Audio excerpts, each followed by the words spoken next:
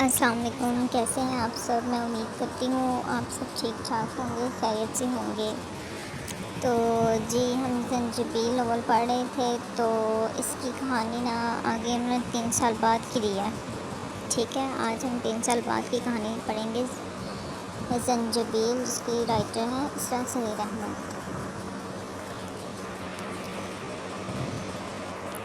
وہ اس دفتر کی عمارت میں داخل ہوئی، جس طرف سے گزرتی ہر کوئی کھڑا ہو کر گڈ مارننگ میم بولتا۔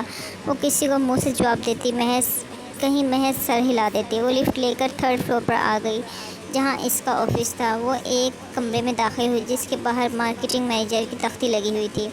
اپنی چیئر پر بیٹھ کر اس نے کافی آرڈر کر دیا، کیونکہ وہ ناشتہ نہیں کر کے آئی تھی۔ اس کو حال ہی میں وہاں نوکری ملی تھی۔ وہ اپنا پورا کام پوری محنت سے کرتی تھی تاکہ کسی کو اس سے شکایت نہ ہو۔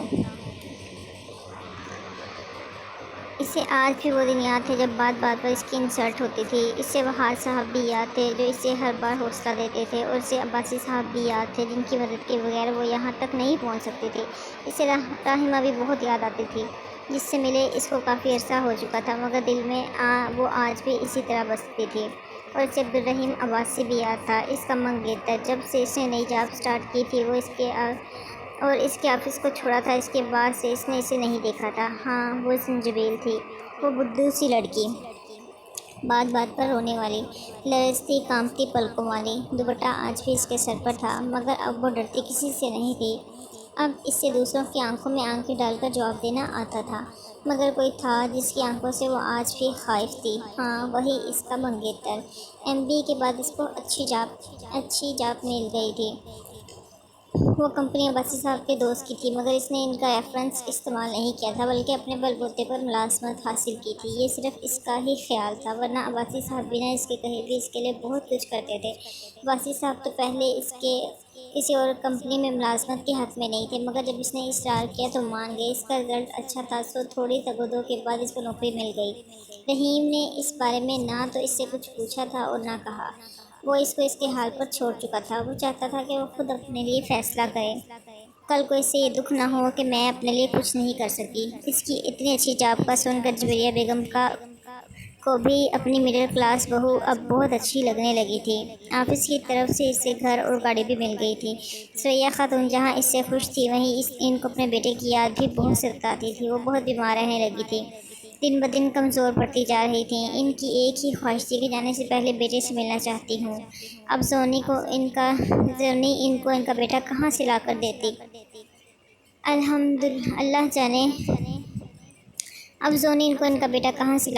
اللہ جانے کس حال میں ہوگا، وہ زندہ بھی تھا یا…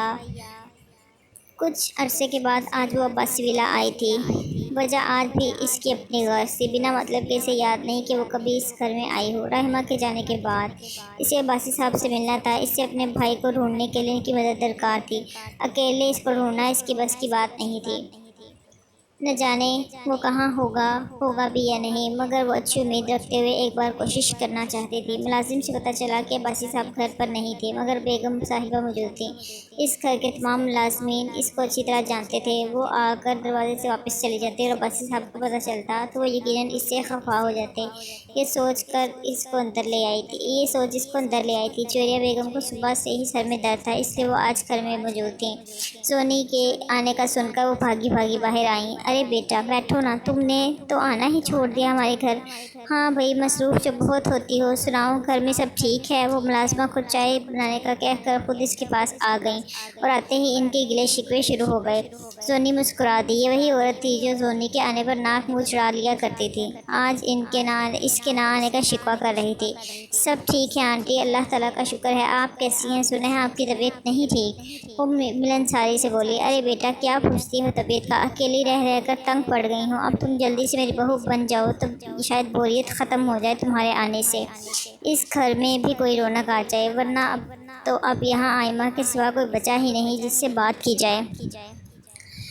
وہ اپنی بوریت کا احساس دلانے کے چکر میں زونی کو سٹپٹا جانے پر مجبور کر گئی تھیں۔ وہ اچھی طرح جانتی تھی کہ جویریہ گھر میں کم ہی پائی جاتی ہیں، آج بھی وہ اپنی طبیعت خرابی کی وجہ سے گھر میں تھیں۔ بوریت محض ایک بہانہ ہے۔ آنٹی انکل کب تک آئیں گے؟ اس نے موضوع ہی بدل ڈالا۔ ان کے آنے جانے کا کچھ نہیں پتا، ہو سکتا ہے ابھی آ جائیں، یہ بھی ہو سکتا ہے کہ رات کو دیر سے آئیں۔ انہوں نے صاف جواب دیا۔ اوکے آنٹی، مجھے اجازت دیں، پھر کسی دن آؤں گی۔ وہ آفس کے بعد آئی تھی اور اب اس کو وقت پر گھر بھی پہنچنا تھا، ورنہ اندھیرا ہو جاتا۔ ارے ایسے کیسے؟ کھانا کھا کر جانا، اور اکیلے جانے کی بھی ضرورت نہیں، رحیم چھوڑائے گا، وہ بھی آنے والا ہوگا۔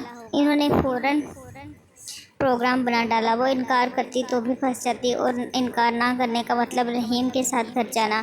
اس کو یقیناً غصہ ہوگا اس طرح کسی اور آفس میں نوکری کرنے کا۔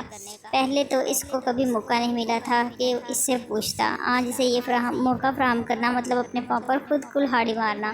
مگر آنٹی کے آگے اس کی ایک نہ چلی۔ پرتکلف سی چائے کے بعد کھانے کی گنجائش نہیں بچی تھی، مگر اب اس کو رحیم کے انتظار میں وہاں بیٹھنا ہی تھا۔ اس نے اماں کو فون کر کے بتا دیا تھا، اور ملازمہ کو ہدایت بھی دے دی تھی کہ آج وہ گھر جانے سے پہلے اماں کو کھانا اور دوائیں دے کر جائے۔ ڈرائیور کو تو آنٹی کب کا گھر بھجوا چکی تھی۔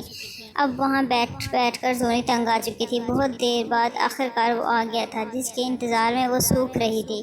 وہ اسے وہاں دیکھ کر حیران ہوا تھا۔ امی کو سلام کرتے اس نے ایک نظر اسے دیکھا اور کمرے میں چلا گیا۔ سونی کا دل اچانک ہر چیز سے اچاٹ ہو گیا۔ اس کا دل چاہا وہ وہاں سے بھاگ جائے، مگر آنٹی صفائی پیش کر رہی تھی۔ اتنا کام کرتا ہے میرا بچہ، تھک جاتا ہے، تم برا مت ماننا، آج کل کام کا لوڈ بہت زیادہ ہے اس پر۔ وہ محض سر ہلا رہی تھی۔ ماما ایک کپ اسٹرانگ سی کافی تو بنوا دیں۔ وہ چینج کر کے واپس آ چکا تھا۔ اوکے میں کہتی ہوں کافی کا، آپ دونوں گپ شپ کرو، اور زنجبیل کھانا کھائے بغیر نہیں جانے دوں گی آج میں تمہیں۔ سن لو، وہ جان بوجھ کر اٹھ گئی تھیں تاکہ وہ آپس میں بات چیت کر سکیں، مگر وہ بات کیا ہی کرتے۔ ایک انگلیاں مروڑ رہی تھی، دوسرا ٹی وی کو گھور رہا تھا۔ خیریت سے آنا ہوا آپ کا مس زنجبیل؟ وہ کچھ دیر خاموش رہا، پھر میزبان ہونے کے ناطے اس نے سوال جواب کا سلسلہ شروع کیا۔ میں انکل سے ملنے آئی تھی، اس نے اعتماد سے مختصر سا جواب دیا۔ تو مل لیا؟ وہ بات بڑھانے کی غرض سے بولا، ورنہ وہ جانتا تھا کہ بابا گھر میں نہیں ہیں۔ نہیں انکل گھر میں نہیں ہیں، میں جانا چاہ رہی تھی، بٹ آنٹی نے کہا کھانا کھا کر جانا تو رکنا پڑا۔ وہ اپنی وہاں موجودگی کی وجہ بتانے لگی، گویا وہاں بنا وجہ رکنے پر رحیم اس کو جیل نہ بھجوا دے، اور رحیم اس کے یوں وضاحت دینے پر اسے دیکھنے لگا، گویا اندازہ لگا رہا ہو کہ یہ بات کیوں نہیں بولی گئی ہے۔ کھانا کھانے کے بعد آنٹی نے رحیم کو بولا کہ وہ زونی کو اس کے گھر چھوڑ آئے، تو وہ تھوڑا جذباز ہوا، کیونکہ اسے کہیں اور جانا تھا۔ مگر جوہریہ بیگم نے جب اس کو بتایا کہ انہوں نے اس کے انتظار پر زونی کے ڈرائیور کو بھی واپس بھیج دیا ہے، تو اسے ماننا ہی پڑا۔ سونی کا دل چاہ رہا تھا کہ وہ اکیلی ہی بھاگ جائے، مگر رات ہو چکی تھی اور وہ ایسا رسک نہیں لینا چاہتی تھی۔ وہ اس کو آنے کا کہہ کر باہر نکل آیا۔ وہ آنٹی سے ملتی، انکل کے لیے سلام کہتی اس کے پیچھے چل پڑی۔ گاڑی روڈ پر بھاگ رہی تھی اور وہ دونوں خاموشی سے باہر کے نظارے کر رہے تھے۔ ہم دونوں اکثر کام مجبوراً ہی کرتے ہیں۔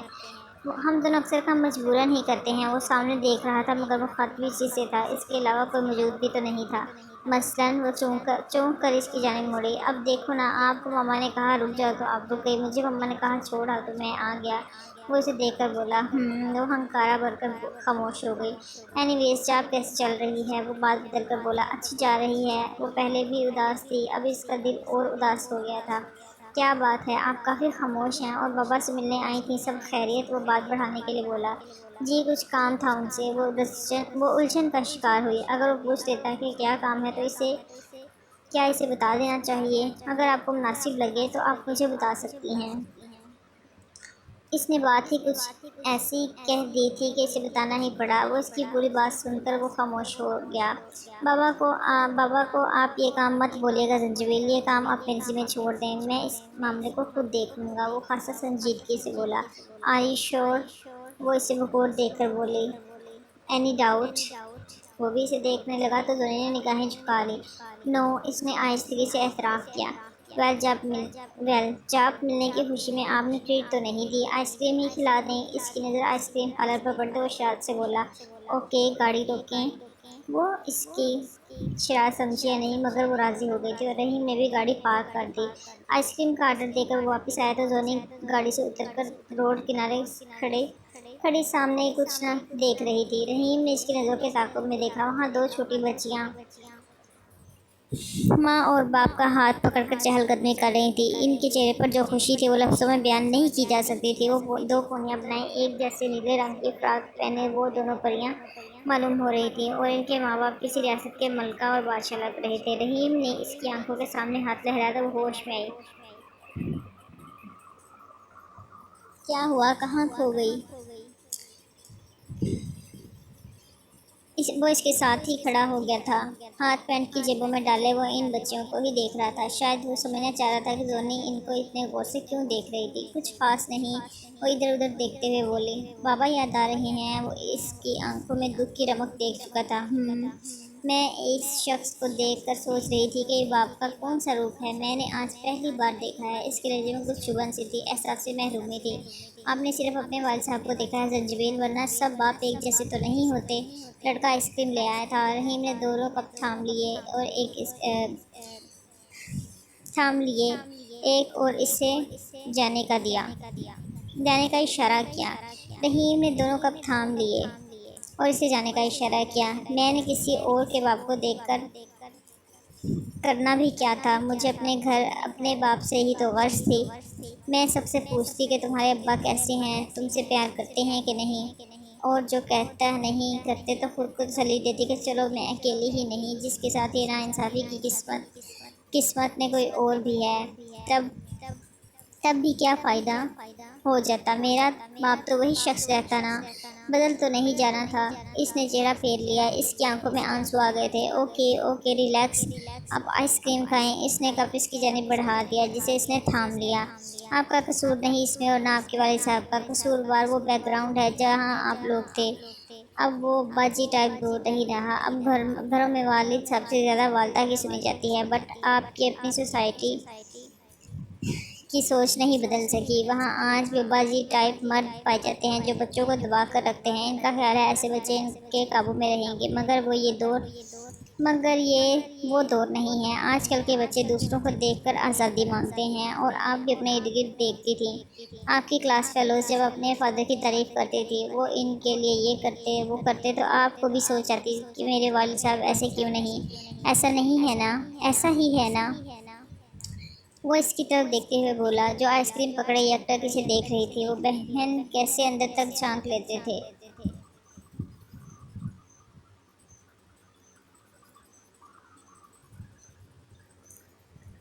ہاں ایسا ہی ہے، وہ کیسے اندر تک جھانک لیتا تھا۔ ہاں ایسا ہی ہے، میں بھی چاہتی تھی کہ میرے ابو میری بات سنیں، مجھے سمجھیں، میری چھوٹی چھوٹی خواہشات کو پورا کریں۔ جب میں پوزیشن لوں تو مجھے شاباش دیں، میری تعریف کریں، لوگوں کو فخر سے بتائیں کہ یہ میری بیٹی ہے۔ مگر پتہ ہے جب بھی میری پوزیشن آتی انہوں نے کبھی مجھے نہیں سراہا، اور بھائی کے معمولی سے نمبر بھی آتے تو ان کو اس قدر سراہا جاتا۔ پھر میں نے بھی محنت کرنی چھوڑ دی۔ جب ایک لفظ تعریف بھی نہیں ملتی تھی تو کیوں ہلکان کرتی خود کو؟ جب میری پوزیشن نہیں آتی نا، تب بھی کسی نے نہیں پوچھا کہ تمہاری پوزیشن کیوں نہیں آئی۔ اس دن سے صرف اتنا پڑھتی کہ پاس ہو جاؤں۔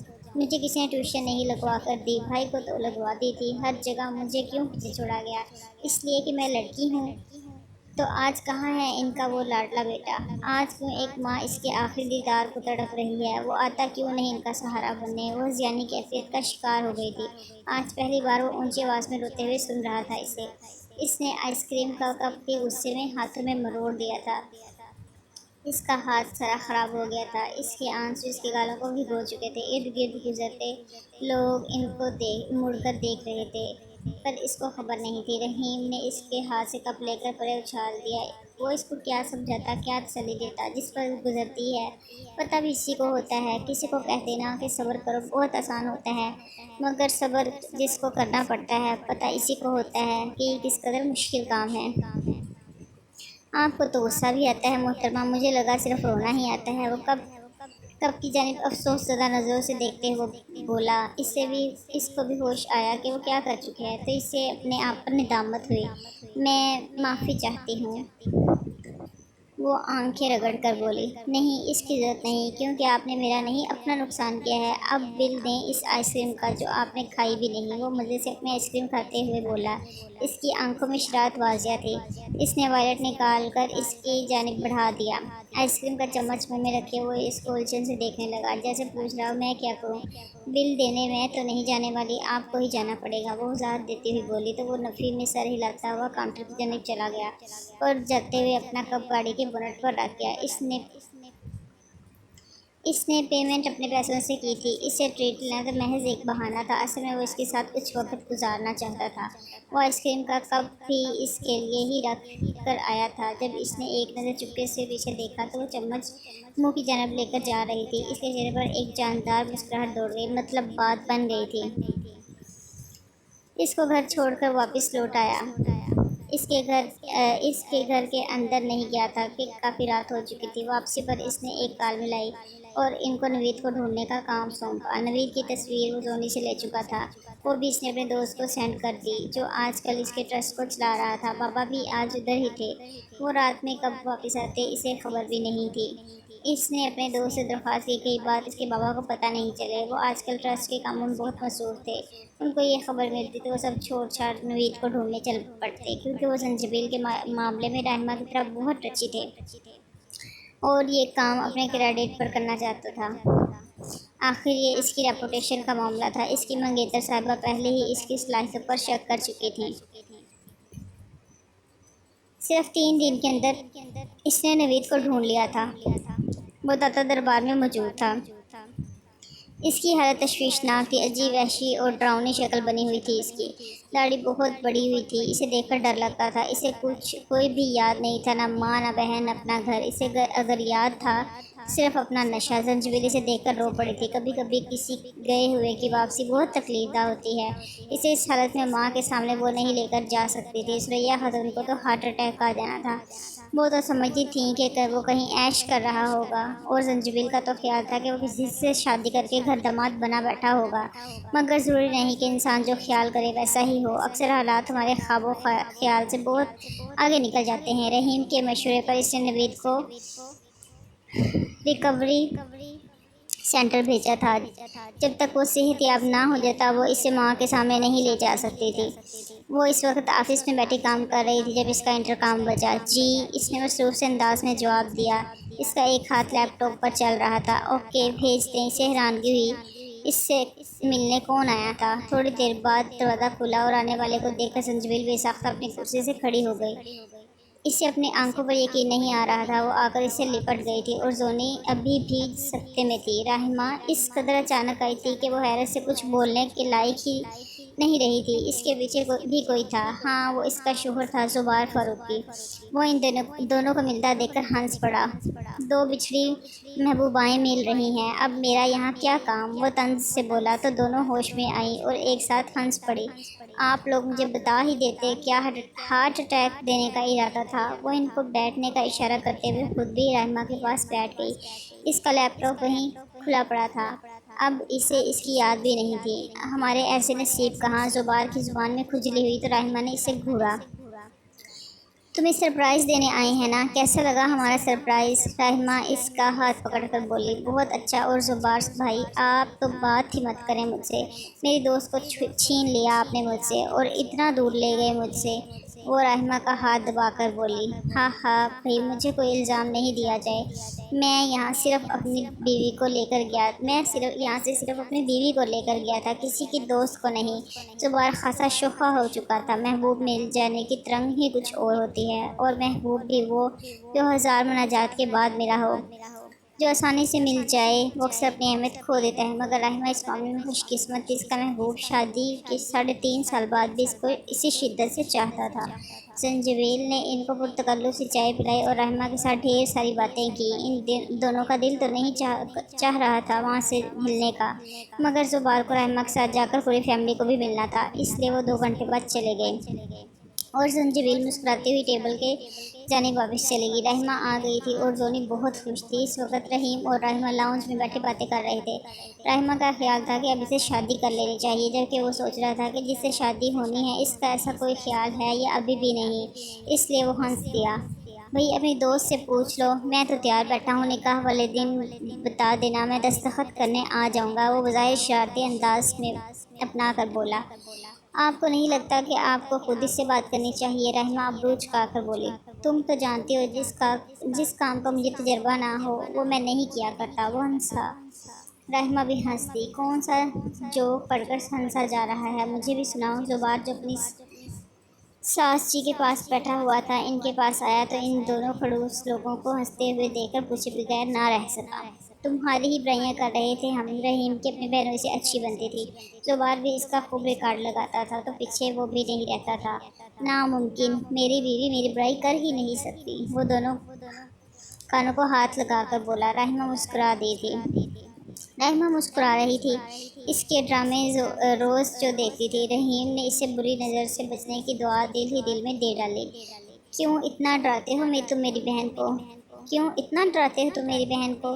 رحیم نے مصنوعی حیرت سے پوچھا۔ اس سے بھی کچھ زیادہ ہی۔ کیوں بیگم؟ زبار رحمہ کو دیکھ کر آنکھ مارتے ہوئے بولا تو اس نے اسے گھورا۔ جی نہیں، وہ سر ہلا کر بولی۔ لو جی، بات ہی ختم۔ دیکھا میں نے کہا تھا نا، وہ فاتح انداز میں رحیم کو دیکھ کر بولا جو شانے اچکا کر رہ گیا۔ یہ ان کی نوک جھوک تو چلتی ہی رہنی تھی۔ کیا کہتا ہے رحیم؟ کب کر رہا ہے شادی؟ رحیم کے باہر نکلتے ہی اس نے رازداری سے رحمہ سے پوچھا۔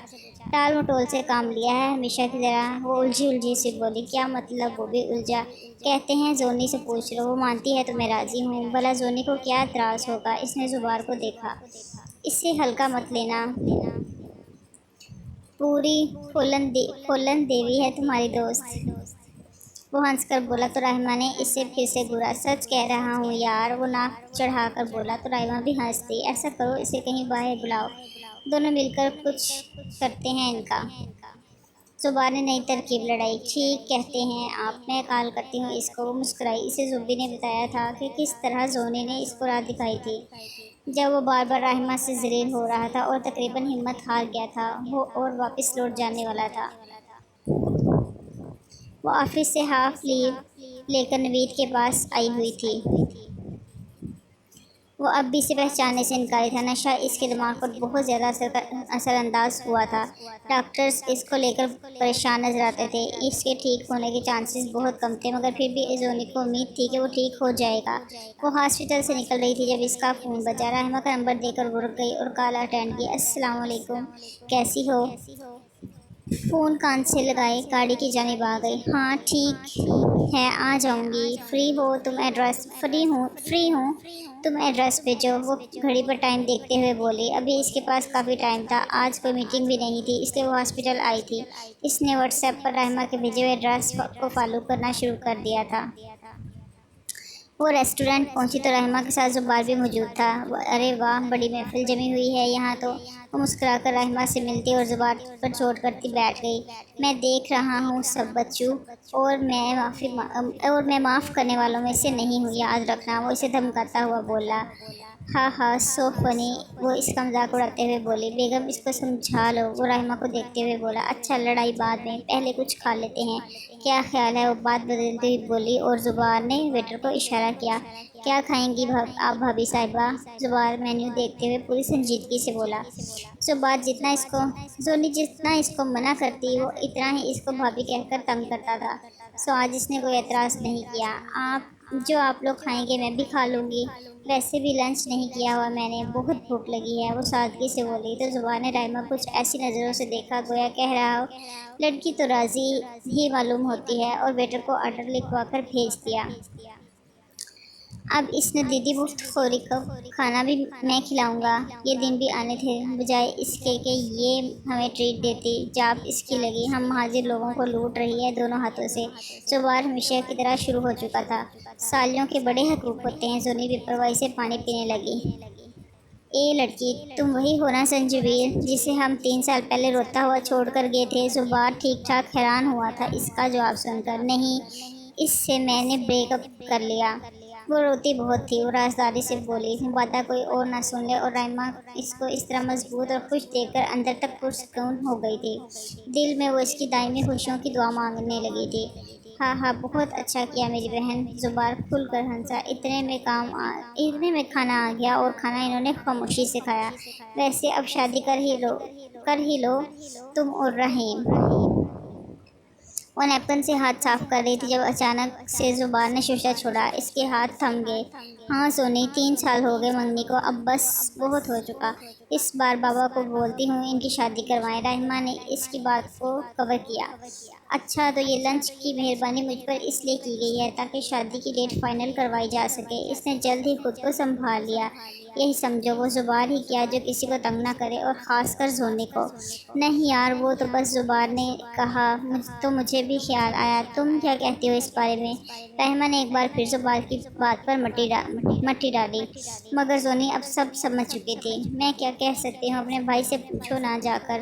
وہ پانی پینے لگی۔ لو جی، قصہ ہی ختم۔ بھائی صاحب کہتے دوست سے پوچھو، دوست کہتی بھائی سے پوچھو۔ زبان نے بچوں کی طرح ماتھا پیٹا۔ کیا مطلب؟ اب کی بار زونی کا ماتھا ٹھنکا۔ وہی جو آپ سمجھ گئی۔ زبان نے پھر سیز فائر کیا۔ مطلب زونی، ان سے ہم نے پوچھا تھا، ان کو کوئی اعتراض نہیں۔ وہ کہہ رہے تھے کہ ہم تم سے پوچھ لیں، اگر تمہیں کوئی اعتراض نہیں ہو تو بابا سے بات کریں۔ رحمہ اب اصل بات پر آئی۔ اچھا تو یہ بات ہے، مجھے کوئی اعتراض نہیں۔ وہ آرام سکون سے بولی۔ وہ کیوں بات اپنے سر لیتی؟ جب اس کو اعتراض نہیں تھا تو وہ، اور زبان نے ہلکا سا یاہو کا نعرہ بھی لگا دیا۔ مطلب اس بار ہم ان کو بندھن میں باندھ کر ہی واپس جائیں گے۔ وہ خوش تھا ان دونوں کے لیے، اور رحمہ اس سے بھی زیادہ خوش تھی۔ پر ان سب سے زیادہ خوش کون ہوگا اس بات پر وہ نہیں جانتے تھے۔ چلو تم لوگوں کو آئس کریم کھلاؤں۔ وہ اس خوشی کے موقع پر زبان نے سخاوت کا مظاہرہ کیا تو وہ دونوں بھی چل پڑیں۔ ایسے موقع بار بار کہاں نصیب ہوتے ہیں۔ رحمہ نے اس کو گھر آنے کے بعد ایسی خبر دی تھی کہ وہ حیران رہ گیا۔ زونی کے رویے سے اس کو ہمیشہ یہی لگا تھا کہ وہ اس کا دل توڑ دے گی۔ اسے یاد تھا جب بابا نے اسے ہوٹل بلا کر بتایا تھا کہ زنجبیل کی والدہ اس کا رشتہ ڈھونڈ رہی ہیں اور انہوں نے عباسی صاحب سے مدد مانگی ہے، اور وہ اس کی شادی زنجبیل سے کرنا چاہتے ہیں اگر اسے کوئی اعتراض نہ ہو تو۔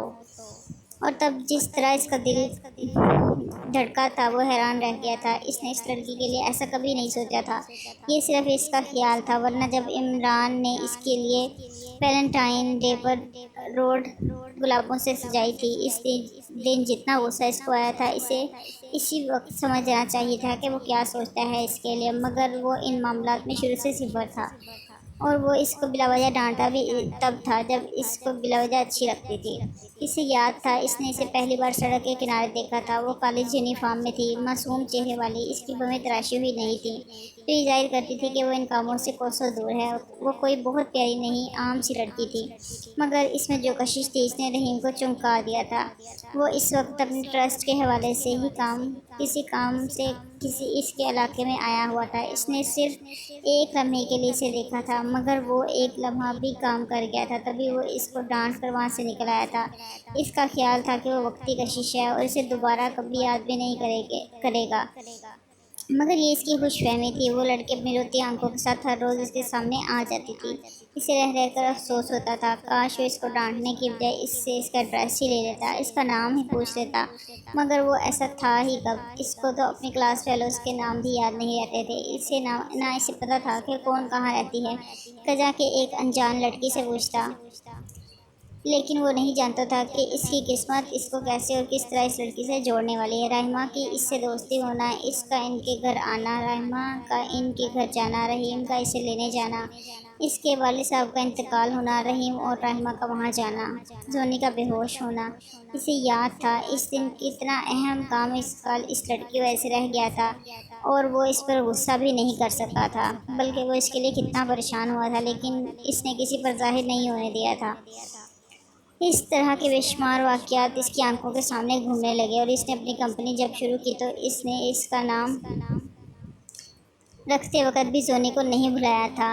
زر انڈسٹری دراصل زنجبیل اور عبدالرحیم انڈسٹری تھی، اور وہ اپنی کمپنی میں ہی اس کے ہاتھوں بے عزت ہو کر روتی تھی۔ اسے بے اختیار ہنسی آئی۔ اس کی لگن سچی تھی، جبھی اللہ تعالیٰ نے اس کی مراد پوری کر دی تھی، اور وہ اس کو مل گئی تھی۔ 3 سال پہلے ہی وہ اس کو مل چکی تھی، مگر تب وہ انکاری تھی۔ وہ کیوں انکاری تھی، اس کا جواب تو صرف وہی دے سکتی تھی، اور رحیم کو اس وقت کا شدت سے انتظار تھا۔ اس نے ہاں تو کر دی تھی، مگر اسے لگ رہا تھا کہیں کوئی کمی سی ہے۔ اس کا دل بھی چاہتا تھا کہ جیسے زبان رحمہ کے آگے پیچھے گھومتا رہتا تھا، ایسے ہی کوئی اس کا بھی پرستار ہو۔ جو ہر جگہ اس کے لیے موجود ہو، اس کو سراہے، ناراض ہو تو منائے، مگر رحیم اس ٹائپ کا نہیں تھا، بلکہ وہ تو یہ بھی نہیں جانتی تھی کہ وہ ہے کس ٹائپ کا۔ اس نے اسے سمجھنے کی بہت کوشش کی، مگر وہ ہمیشہ ناکام رہی، اس لیے اس نے یہ کوشش ہی ترک کر دی۔ آج شادی کے ذکر پر اس کا دھیان پھر سے رحیم کی جانب چلا گیا کہ اسے اپنی ماں کی طرح رکھی پھیکی سی ازدواجی زندگی گزارنی پڑے گی۔ اس کا شوہر بھی اس کے باپ کی طرح اپنے چلائے گا اور وہ چپ چاپ سب قبول کرتی جائے گی جیسے اس کی ماں کرتی تھی۔ اس کی آنکھوں میں آنسو چمکے۔ اس سے تو اچھا تھا اس لفنگے عمران سے شادی ہو جاتی۔ کتنا رومانٹک تھا وہ، کیسے روڈ پھولوں سے سجائی تھی اس نے میرے لیے۔ اس کو وہ وقت یاد آیا جب یہ سب ہوا تھا، تب اس کی ٹانگیں بری طرح کانپ رہی تھی جیسے جان نکلنے کو ہو، مگر آج وہ کتنے آرام سے سوچ رہی تھی کہ کاش وہ اس کو ہی اپنا لیتی۔ کبھی کبھی ہم قدرت کی کارستانیاں نہیں سمجھتے، وہ بھی سمجھ نہیں رہی تھی، وہ بھی نہیں سمجھی تھی۔ رحیم جیسا انسان اس کو بیٹھے بٹھائے مل رہا تھا اور وہ ناقدری کر رہی تھی۔ اگر رحیم کو اس کی سوچ کی بھنک بھی پڑ جاتی تو وہ خود ہی منگنی توڑ دیتا۔ رحمہ اور زبیر نے جویریہ اور عباسی صاحب سے بات کی، دونوں کی تو خود یہی مرضی تھی، ان کو بھلا کیا اعتراض ہونا تھا۔ وہ جھٹ راضی ہو گئے اور اگلے دن انہوں نے زونی کے گھر جانے کا فیصلہ کیا۔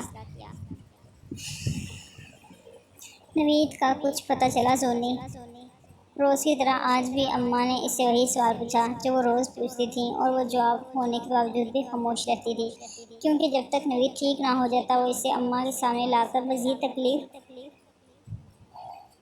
تکلیف نہیں دینا چاہتی تھی، مگر کب تک وہ ان کو ٹال سکتی تھی؟ اسے جلد ہی کچھ کرنا تھا،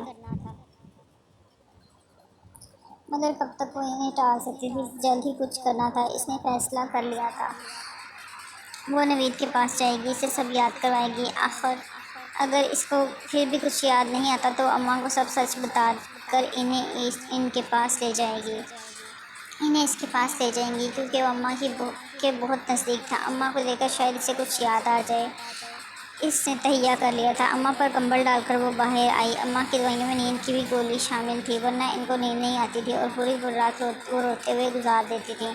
وہ جلد ہی نیند کی وادیوں میں اتر گئی تھیں۔